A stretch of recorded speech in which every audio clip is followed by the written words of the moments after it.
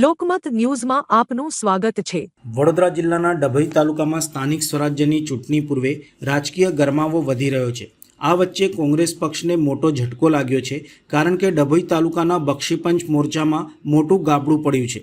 મળતી માહિતી મુજબ ડભોઈ તાલુકા બક્ષીપંચ મોરચાના પ્રમુખ રણજીત ઉર્ફે જીત ઠાકોરે પોતાના સમર્થકો સાથે કોંગ્રેસનો ત્યાગ કરીને ભાજપમાં જોડાવાનો નિર્ણય લીધો છે। તેમની સાથે આશરે 100 જેટલા સક્રિય કોંગ્રેસ કાર્યકર્તાઓએ પણ ભાજપમાં પ્રવેશ કર્યો છે, જે સ્થાનિક રાજકારણમાં નોંધપાત્ર ઘટના માનવામાં આવી રહી છે। ધારાસભ્ય શૈલેષભાઈ મહેતાની ઉપસ્થિતિમાં યોજાયેલા કાર્યક્રમ દરમિયાન તમામ નવા સભ્યોનું ભાજપના ખેસ પહેરાવીને સ્વાગત કરવામાં આવ્યું હતું। આ પ્રસંગે રણજીત ઉર્ફે જીત ઠાકોરે જણાવ્યું હતું કે તેઓ વિકાસના મુદ્દાઓને ધ્યાનમાં રાખીને ભાજપમાં જોડાયા છે। આ ઘટનાના પગલે સ્થાનિક સ્તરે કોંગ્રેસ પક્ષને મોટો ફટકો પડ્યો હોવાનું માનવામાં આવી રહ્યું છે। ચૂંટણી પૂર્વે કાર્યકર્તાઓના આ પ્રકારના પક્ષ પરિવર્તન રાજકીય સમીકરણોમાં ફેરફાર થવાની શક્યતાઓ વ્યક્ત થઈ રહી છે।